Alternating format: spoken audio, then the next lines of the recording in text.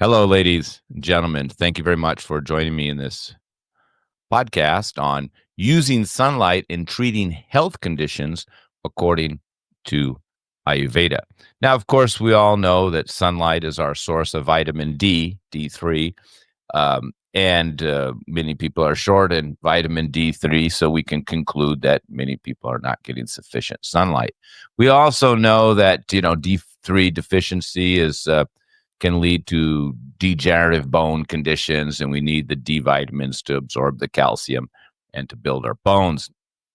We also know that lack of sunlight can create what's seasonal affective disorder, or SAD, where people feel more depressed and are more inclined to suicide in climates that have less sunlight. So, we know these things already, but what it really tells us is that we all need to have more sunlight. And now, what I'm going to share, though, today is not more research off the internet about the benefits of vitamin D3, which I think most people are well aware of, but I'm going to talk about what conditions Ayurveda recommended more sunlight. Now, of course, you're going to see this aligns with modern science. Science is always late to understand the things. I never say, follow the science. I think, no, you got to follow the empirical knowledge, what people did for thousands of years, whether you could prove it or not. And this is another case in point. Ancient people knew you needed sunlight, particularly for many health conditions, and they didn't know the word vitamin D or D3, which is a chemical, because there was D2, there was D1, and they are working on D3. So D3 does not grow on trees. It's still a synthetic substance. There are food-based versions now of D3, which would be recommended over most of the synthetic D3 that everybody's taking, thinking is so healthy. And of course, there's many people who are very deficient in D3, not just due to no sunlight, but due to their restrictive diet. Of course, ghee, is a dairy product, and all, dairy has D3 in it. So it's one reason why Ayurveda does encourage, ghee as the premier oil, because all of our other oils are not going to have vitamin D in it like ghee does, or butter. So it's just why it's very important to have a balanced diet and not be too restrictive, because you can create nutritional deficiencies, and sometimes these restrictive diets, particularly like a vegan diet without any dairy, can be short in D3. But again, most of us, because of our lifestyle, need more D3. And these are the conditions that, for me as an Ayurvedic doctor, would tell a patient they need to spend time in the sun. One is depression, where we're feeling the person is coming to me with depression. The last thing we really want is a person staying in bed. So I tell them, as soon as the sun gets up or you wake up, you should immediately go outside.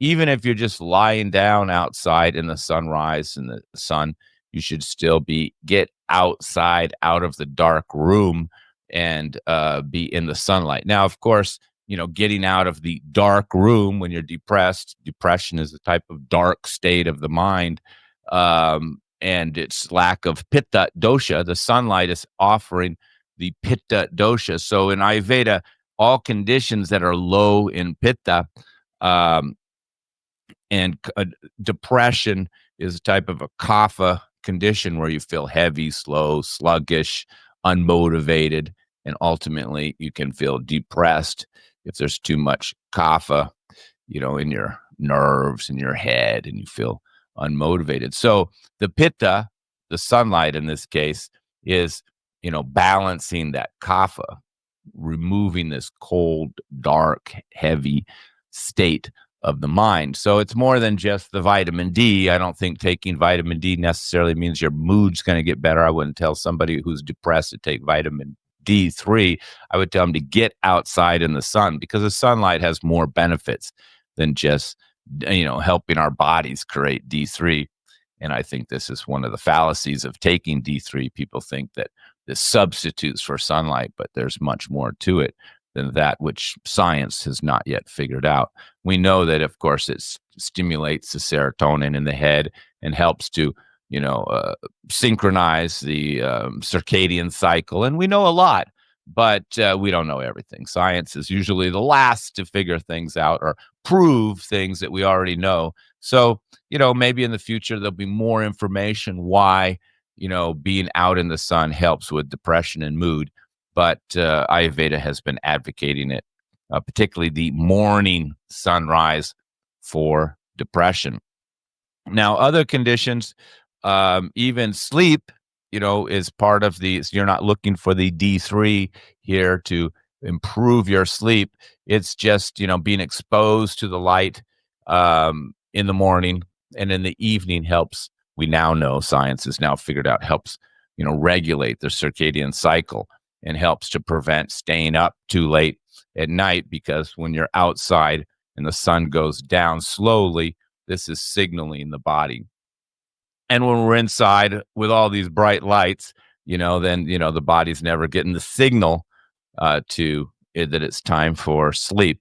Of course, in the old days, they only had candles, and the candles don't artificially mess with our circadian cycle. So that's why when you go camping, for example, and you're just sitting around a campfire, everybody's like tired at 8:30 and just passes out because we don't have any bright lights to keep us up.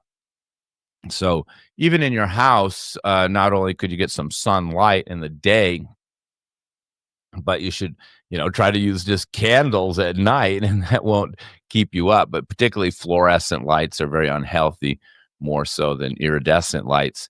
But candle is the healthy light. That little flickering, warm light will actually help, you go to sleep. Make sure you get that candle turned off, or it's safely going to go out by itself if you're going to go to sleep. So even insomnia can be improved by more sunlight and less bright artificial light in the day. And then another condition I tell people they need more sunlight for is a lot of skin conditions, and particularly infectious skin conditions where there's like bacteria growth or fungal growth on the skin. Then we have certain oils in Ayurveda. Most of them are based in coconut oil, and the herbs are in the oils. We do sell some of these herbal skin oils on herbmanteas.com.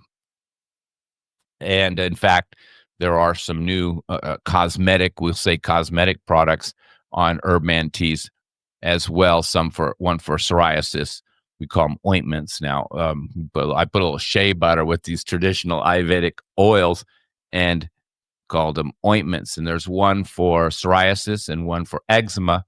And we tell people, to put this over your body, and maybe coconut oil for the whole body, and then the bad areas, these ointments, which we provide, and then get in the sunlight, but not allow the skin to dry so much. Just allow the pitta dosha, the sun, to liquefy that oil and help it penetrate deep.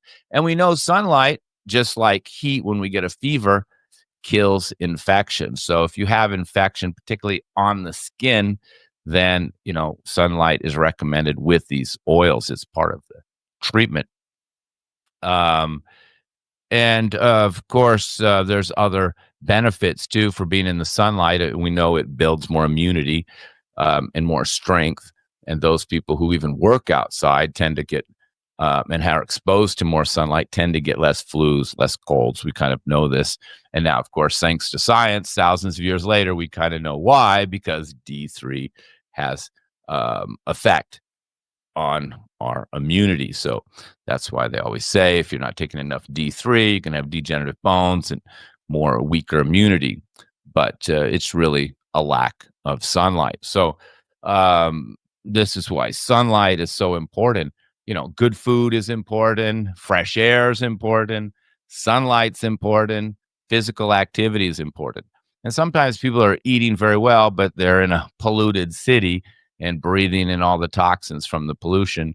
Or sometimes they're eating very well, but they're not getting sufficient sunlight. So, we have to return to nature, return to what our creator expected us to do. And we could say even return to what our creator expected us to be. I find a lot of people are trying to be things that, weren't created to be, but I digress. Another condition, of course, as per Ayurveda and modern science, finally catching up to ancient wisdom, is building bones. But in Ayurveda, it's not just bone development. I mean, in our modern society, we talk about D3 helps you to absorb calcium and build bones. And that's why the doctor, if you have osteopenia, osteoarthritis, any degenerative bone condition, tells you to take a bunch of D3. Um, well, Ayurveda goes a little further than that because they're not looking at such an isolated view or of the benefits of sunlight. But the sunlight is building according to Ayurveda. It helps increase the metabolism, helps the cells to kind of reproduce and build bones, even build muscle, even build tissue, because of this quality that's coming from the sun has far more benefits than just the D3. I'm not a scientist and don't, specialize in the different rays of the sun. We have that whole spectrum of colors from purple, red, orange, yellow, green, blue. I'm not sure. And then we have red light, we have blue light, and we as humans absorb certain um, frequencies of light, and trees avoid other frequencies of light. So in Ayurveda, it's very healthy to be outside in the sunlight under a tree. And we know that of course, the trees absorbing certain rays the trees absorbing the harmful UV rays that can harm our body.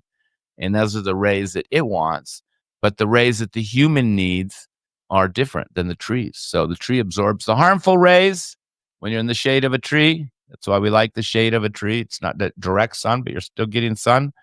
That's the best sunlight, slightly shaded by a tree, not a plastic tarp. And even sunglasses can blocking the sun from your eyes. And I have to admit, I did see some research on this in the past, because when I was a young man, I was 18 years old, somewhere in the 70s. One of my early teachers told me never wear sunglasses. And I don't know, when I was young, I just followed the teacher and I didn't really question it. I never wore sunglasses my whole life, even though I do own a pair. But I recently saw research that those who wear sunglasses have more eye problems, cataracts, glaucoma, etc., from not having sufficient sun on their eyes. Because the eyes, there's also many benefits that we're getting from sunlight. Besides just D3. We're not getting D3 through our eyeballs. We get it through our skin, but there's other benefits we're not able to really understand at this point, that are helpful for our eyes, probably because if it's healing, warming, nature, it's helping our eyes. So I was very glad to see that years ago. It just popped up that they did a big survey of thousands of people, and those who wore no sunglasses had better eyesight than those that wore sunglasses. And so I'm always surprised when I see people in a city like New York or Norway, where there's not much sun anyway, and it's the winter time, but the sun's out finally, or it's out. They have a little short period of sunlight, and they're wearing sunglasses when they really need the sun to reach their eyes. So sunlight is infinitely more important to our health than I think we're aware of. But my philosophy has always been do what is natural and what we probably should be doing. And that's one reason I live in the countryside, where I can get clean water, fresh air, and compels me to be outside in the sun. I don't really live off my garden, but yeah, it's one of those healthy habits that gets you outside, grounding in the earth, which is another subject, being connected with the earth, which is why I never want to live on a second floor, even sleep on a second floor, because you want to stay grounded as much as you can to the earth. Maybe I should do a webinar on that subject. But gardening, you're getting the sunlight, the physical activity, and the connection with the earth. And if you eat some carrots right out of the ground without cleaning them, you're going to get all that healthy bacteria. And this is tremendously healthy. And probably the main reason I do gardening, and because I just want to develop the skill of being a good gardener. And this does take many seasons. So I hope that helped you understand the benefits of sunlight. Of course, the morning sunlight and the evening sunlight is the best. I work all day, and so I sometimes go outside and check my animals in my garden. And then I kind of lie down in a cot outside as the sun is going down and try to get it on my body. Now, one more condition, or there are a few more, but it's in the same area of building immunity. But also, there's research, we'll say, that those who do sunbathing, there was some research out of, I think, Netherlands, where women who sunbathed topless had much lower rates of breast cancer. And then there is other research that says a man, if he gets sunlight on his testes, will also help prevent and even help cure prostate cancer. So there are schools of thought. I don't remember reading about this in Ayurveda, but I share it with you, is that, the human body, including the man's testes and the woman's breast, also need sunlight. And of course, modern society, even if we're going out to the beach, we're obviously covering up our reproductive organs. So even if we're going to the beach, we may not be getting enough sunlight on our groin. So that was research there. I just want to clarify what's research and what's ancient knowledge. But sometimes, with a good sense of common sense and awareness of ancient knowledge, that really makes sense to me, that it's not just certain parts of our body that need the sunlight, but our whole body needs some amount of sunlight. So definitely, if you're not going out and getting sun every day, try to get out in that morning sunrise, and that really, wakes you up. I've sometimes got up and just half groggy and sleepy, and went out, let the chickens out, and then dropped in my cot and fell right back to sleep early in the morning, and then just allowed the sun to wake me up, particularly in the summer where it's not cold at all. You can just go out in the morning. It feels good. Maybe the house was a little stuffy from the night, and I go out early in the morning and it feels fresh, and you get out there in the sunrise and it just really wakes you up, and you feel more rejuvenated, more awake, and it will help you to sleep better if you get that morning sunrise. So build your bones, improve your mood, help your sleep, disinfect your skin, prevent cancer, or help prevent cancer. I mean, to prevent cancer, a lot of things need to be done. I've spoke much on cancer, and it's usually, deficiencies, lack of good air, or lack of good food, lack of good water, lack of sunlight, that are creating these types of serious health conditions. So I'm sure there's a lot of health conditions that we probably aren't even aware of that are benefited by sunlight. So I strongly encourage you to add this to your health routine, not just good food, exercise, good water, fresh air, but regular sunlight, particularly early morning and setting sun. Thank you very much, ladies and gentlemen. I hope this helped you to be more motivated to get more sunlight and improve your health by getting out in the sun every day. Thank you very much.